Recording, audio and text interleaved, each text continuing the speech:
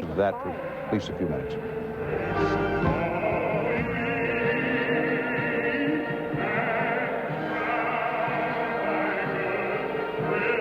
Jesse Jackson on the floor of this convention hall being swamped by reporters, and I think what he really wants to do is get to those delegates coming off the podium. Right now there are so many reporters around him, he can't shake hands with anybody, and all you see out there when you look is waving Jesse Jackson an 88 size. More of them on the floor tonight than there really are delegates for him, because as with the Minnesota delegation, many of the Dukakis people simply turned over their floor passes so Jackson's people could be on the floor.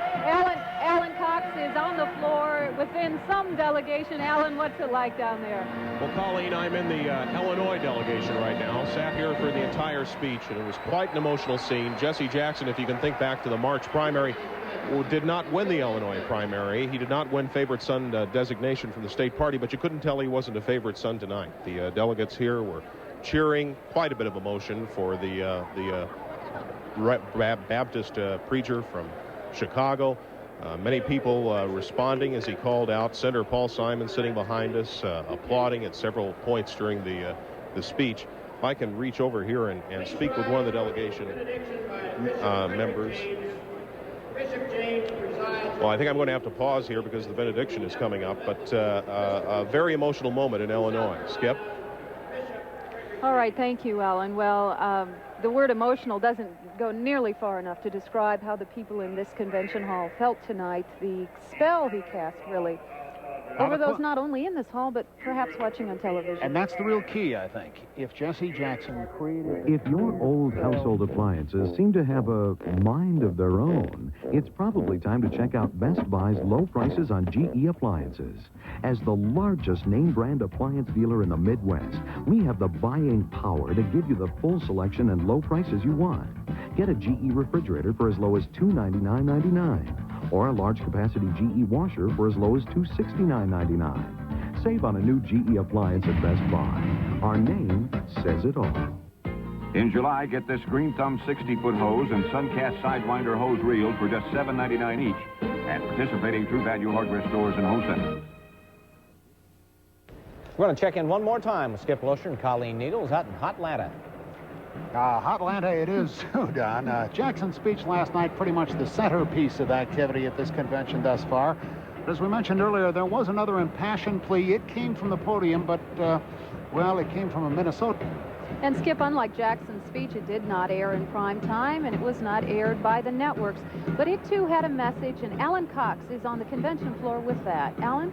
Colleen, Skip, as you point out, there are dozens of speakers who take the podium for a few minutes at this convention. Not unexpectedly, most of them are politicians looking for a little free exposure back home, and the audience is often indifferent.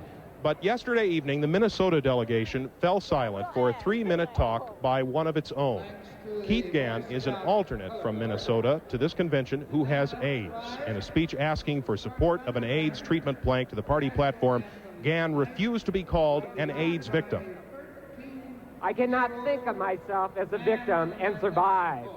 Please join with me in remembering those who have died and loving those who are living. Together we can stop AIDS and live well and live long. Please support this platform. Gann is a 34-year-old from St. Paul who was a social worker until his disease progressed. Now he edits a newsletter on the subject of AIDS, and he helps coordinate support groups for people with AIDS in the Twin Cities area. He's pledged to support Jesse Jackson. This afternoon, he and Minnesota were praised in the National Caucus of Gay and Lesbian Delegates for Minnesota DFL votes in favor of further steps at this convention. And Keith Gann is with us now. Keith, what are a couple of the points you'd like to see come out of this convention at this point? I'd like to see the presidential nominee make a really firm commitment to the rights of people with AIDS, to the rights of gay and lesbian people, and make ending the AIDS epidemic the priority of the administration. Now, you know that Michael Dukakis is going to win the nomination tonight. Can you support him fully? I will not make that decision until, well, Probably not until Election Day. I'm going to continue to pressure the Dukakis campaign to make a stronger commitment on gay and lesbian issues, particularly to rescind the Massachusetts policy on foster care that effectively prohibits gay and lesbian foster parenting. That's a form of discrimination. Discrimination is what has created the AIDS epidemic. Quickly, how have you found this convention? It's been an interesting convention. There's a lot happening both in the convention and out on the street. The Atlanta police have been really aggressive towards people here who are trying to draw attention to the AIDS issue. We've not been permitted to march freely and speak freely on the streets of Atlanta. People have been shoved and pushed and hit. It's gotten very tense, and we're not very happy. A convention, I don't mean to make light here, a convention's a very stressful situation. Do you think the stress that you'll be under this week might affect the course of your disease? I could not hear you, I'm sorry. Do you think this might affect the course of your disease, the stress of being at a convention like this? Well, I'm trying to take really good care of myself to make sure that I don't get stressed out. Dan, thank you very much. Skip, Colleen, back to you. Thanks very much, Alan. There is no question the Atlanta police force is out in force here, and they have been, in some instances, fairly aggressive, probably more aggressive than any other force. He saves planets. And now, you can save at the July Sidewalk Sale at Eden Prairie Center. Superman appears live July 21st. It's not exactly an original thought, but I'll say it anyway. If last night belonged to Jesse Jackson, then tonight has to belong to Michael Dukakis. And Skip, in less than 3 hours, the balloting will begin, and in less than 4 hours, we should know the results. And those results will likely resemble the expected voting pattern in the Minnesota delegation. The majority, 57, are expected to go to the caucus, but 29 Jackson loyalists are expected to stick by their candidate. And there are still about a half dozen Minnesotans who have yet to make up their mind or at least announce their voting intentions. And to find out what they're going to do tonight, or hopefully to find that out, let's go down to Alan Cox in the Minnesota delegation. Alan? Skip, I've got one of those undecided delegates, John Temke from St. Paul, a union official. He decided 90 minutes ago it was kind of a conversion on the road to the Omni, I think, right, John? Correct. What did you decide? I decided to support Jesse Jackson out of respect for his position in support of the working men and women of this country, standing on the picket lines, supporting them. I am voting for Jesse Jackson for president. Why did you wait that long? Why was it a hard decision? Both men are outstanding, and both have excellent records for the working men and women of this country. But Jesse just did an outstanding job, and I had to show respect and appreciation for what he has done. Did you get a lot of pressure from either side? No, I did not. Just left you alone? They left me alone. Did the speech sway you at all last night? The speech was impressive and certainly helped, but it's his actions over so many years of speaking out for men and women and the workers of this country. Thank you, John Temke, a sudden Jackson delegate. I think that makes it 57 Dukakis in Minnesota, 30 Jackson now, and 3 pro-life anti-abortion delegates who refuse to say how they're going to vote come time. And I think that brings us up to 90. We have 91 votes here if Governor Perpich were here. And that's the story you should hear later on tonight, unless there's some more last-minute changes. Skip, Alan, one quick question, Alan. Where will those 3 pro-life delegates go? Both candidates are pro-choice. The choice, of course, is that they can make some sort of a protest vote for a different candidate, do something else, cast their vote in a way that might be embarrassing to either of the 2 parties. One of those delegates has said he plans to vote Republican in the fall anyway, or probably will vote Republican come November. Okay, Alan, thank you. More than 13,000 journalists have been accredited to this wing. They really are that excited about Michael Dukakis, or whether they can smell victory, and that's always sweet. Speaking of Bedlam, Alan Cox is all the way on the other side of this convention hall where the Wisconsinites are hanging out. Alan, what's it like there? Oh, Skip, this is just as much bedlam over here as it is at your end of the convention hall.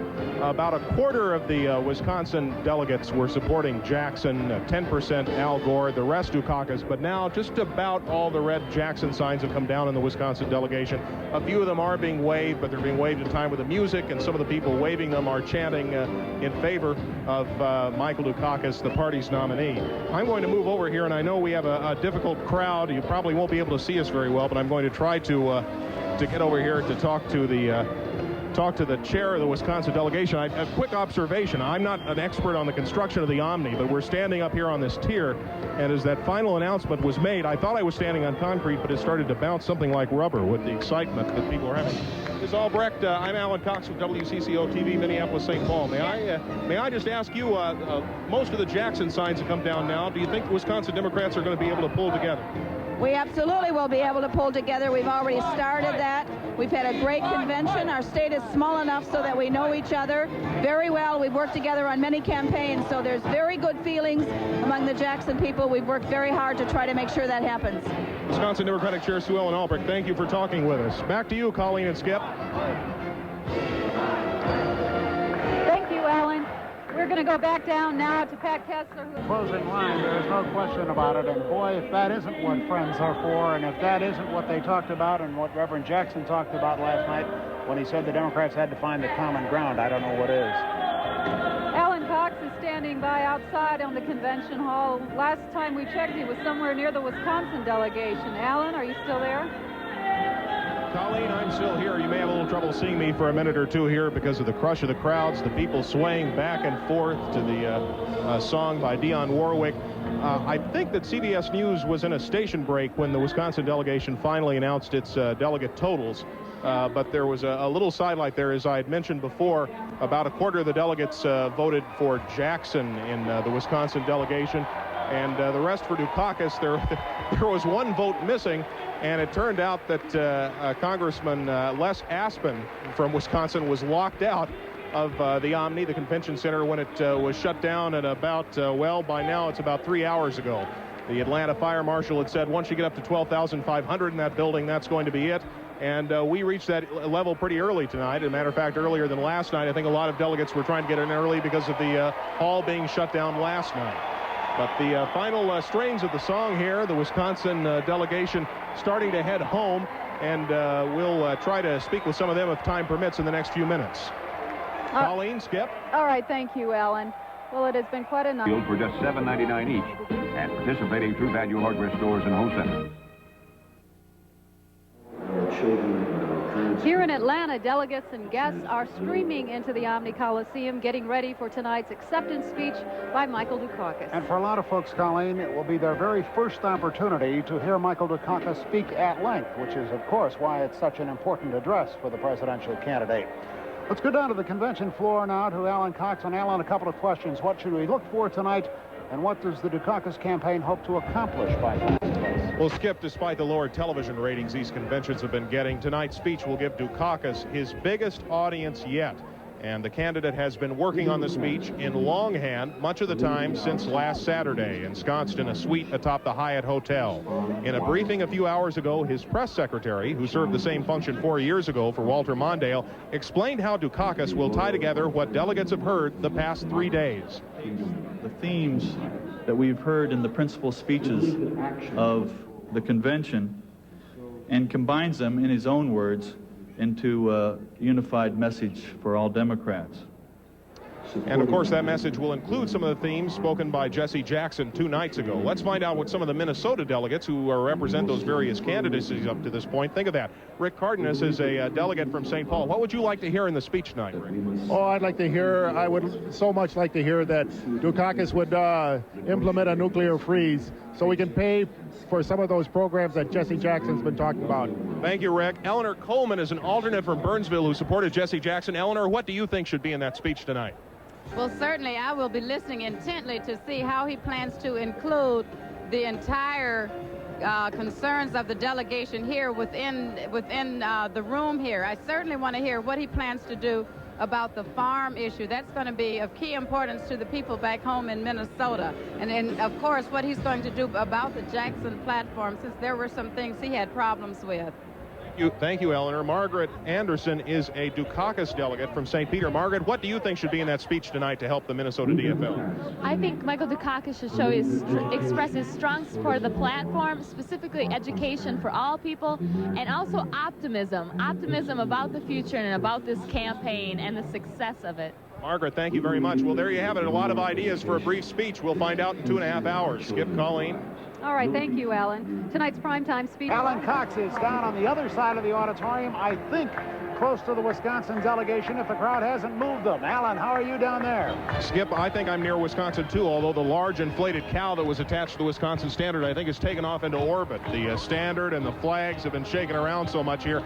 I'm with Roz Schleifle. I almost got it right. Schleifle from Holcomb, Wisconsin, in western Wisconsin. You were a Dukakis delegate. You were up 30 times at least during this speech to applaud and shout, so I know you liked it. But what do you think about this speech is going to help Dukakis in Wisconsin? Well, I think he addressed all the things that we're worried about. We're basically middle-class families that want to be put to work.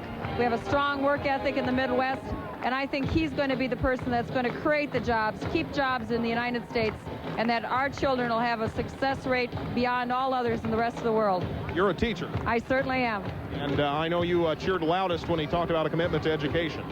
Well, I think that's where it's got to begin. If kids get a good education, they can do anything or be anything they want. And I think an example of that is I come from a very small rural community. Here I am at a National Democratic Convention, and I'm very proud. One more question. About a quarter of the Wisconsin delegates were for Jackson. Now, I see just about all of Wisconsin waving the flags and cheering. But from what you can tell over the past few days, is the party really going to pull together? Or there's still some hard feelings? No question about it. We are together already. Our people have made a commitment at our own caucus, and I'm sure that's happened in several other caucuses, where our people have already melded, and we have a group ready to begin work next week in Wisconsin when we go home. Roz, before we let you go here, can you show us your cheddar? There it is. It's a piece of cheddar wedge that I happened to pick up at our state Democratic Convention. And I've got to say that it's afforded me the opportunity to meet lots of wonderful people when I've been here, and I look forward to doing more of it. And as a matter of fact, I think this very hat may go to John F. Kennedy Jr. when I get done with it. All right, Roz, thank you very much. Skip, Colleen? I want to see him wear it in the halls of Congress. You're right. You and I will be in the White House. We'll be there. WCCO's convention team was the largest contingent from the Twin Cities media, and early this morning as the Omni Center in Atlanta began to empty out, two members of the CCO team, Alan Cox and Pat Kessler, look back at this week, and they have this Dimension report. Well, we might have thought about a week ago that unity wasn't going to happen. A week ago, Jesse Jackson felt slighted and insulted, and his followers were wondering whether or not they were even going to vote for Michael Dukakis. Well, it is now a week later, Alan Cox, and it looks as if that's exactly what happened. According to plan, I guess, huh? According to plan, the applause came where it was scripted, and a few other places, too. When we were listening to Jesse Jackson's speech Tuesday night, I thought that he was providing rather faint praise for Michael Dukakis. He was describing how Dukakis had been a good competitor, had always been gentlemanly. It sounded like Miss Congeniality in some sort of a beauty pageant. But as the convention unfolded, Jackson's support was there. His campaign staffers said all the things they were supposed to encourage party unity. And when it came down to the final moments last night on the convention floor, there they were side by side, the image that the party hopes the faithful and other Americans will carry out from this convention. The message of Michael Dukakis tonight, the ethnicity, ethics, the environment, jobs, all of those things. I'm wondering how they're going to sell. Ethics, in particular, I think we're going to be seeing a lot of during the next 4 or 5 months. He talked about Oliver North, Noriega, drugs. Ed Meese got a big cheer here tonight. Being here at the convention hall, everyone walked out of here pumped tonight. Everybody walked out of here pumped. I wonder what it's like at home. I understand that video sales are up in all the stores. I wonder how this conveyed across a television screen, because, of course, that's what it's all about, isn't it?